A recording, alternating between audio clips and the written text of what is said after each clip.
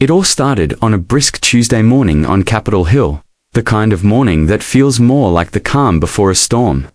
Inside the high-ceilinged hearing room, cameras rolled, political tension hung thick in the air, and the public gallery buzzed with anticipation. The committee was in session, and seated at the head of the long mahogany table was Congressman Adam Schiff. Eyes sharp behind his glasses, already focused, already calculating.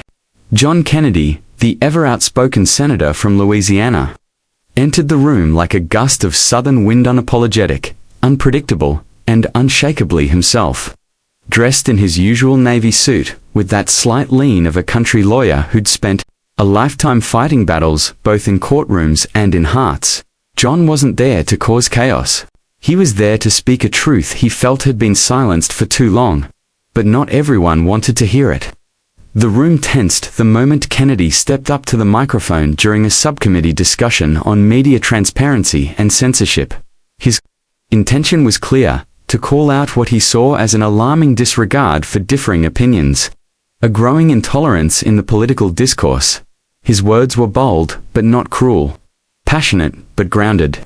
Still, as he built his argument, citing real concerns from his constituents back in Louisiana, a visible shift occurred. Adam Schiff leaned in, whispered something to the security detail at the side of the room.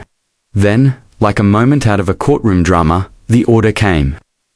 "Remove him," Schiff said sharply, barely loud enough for the mics, but enough to draw gasps from those who heard. The gallery erupted.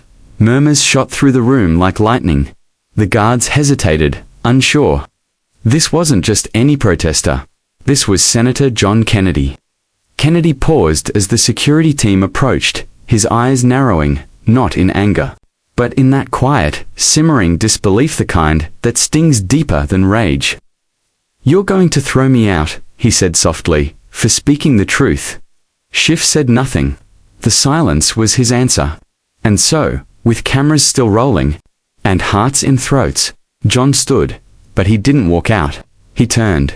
Facing the gallery, and with every cell phone now aimed squarely at him, he did something no one expected.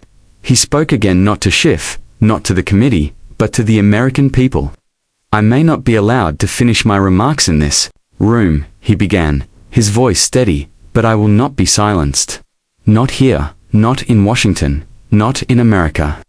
He spoke not like a man cast out, but like a man stepping into history. He told stories not of policies or procedures but of people. A single mother in rural Louisiana, afraid to speak her mind online. A veteran who felt like a stranger in his own country for defending the Constitution. A high school student silenced in Class 4, daring to challenge the narrative.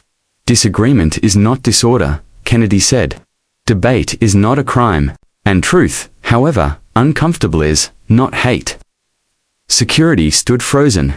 Even Schiff looked rattled, unsure whether to proceed or back down.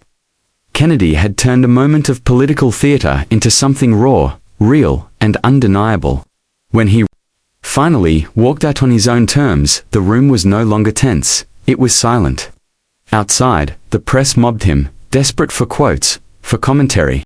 But Kennedy didn't take questions. He walked straight to the Capitol steps, pulled out his phone, and went live. In minutes, his impromptu speech, raw and unedited, began spreading across social media. Millions tuned in, watching a man who'd been told to sit down and shut up, refused to do either. Over the next few days, something extraordinary happened.